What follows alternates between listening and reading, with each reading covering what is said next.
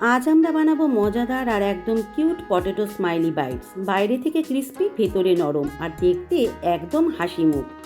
প্রথমে আমরা নেব সেদ্ধ আলু। ভালো করে প্রথমে সেদ্ধ আলুটাকে ম্যাশ করে নেব।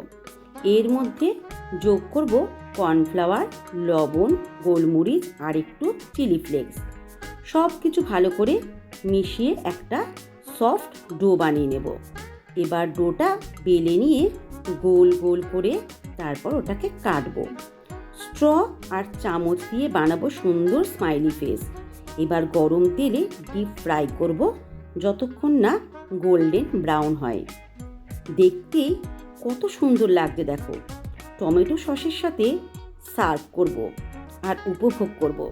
তো দেখো, আমাদের বানানো হয়ে গেছে কিউট পটেটো স্মাইলি বাইটস। কেমন হয়েছে তোমরা অবশ্যই জানাবে। আর এরকম রেসিপি পেতে গেলে আমার চ্যানেলটাকে অবশ্যই কিন্তু সাবস্ক্রাইব করতে ভুলবে না।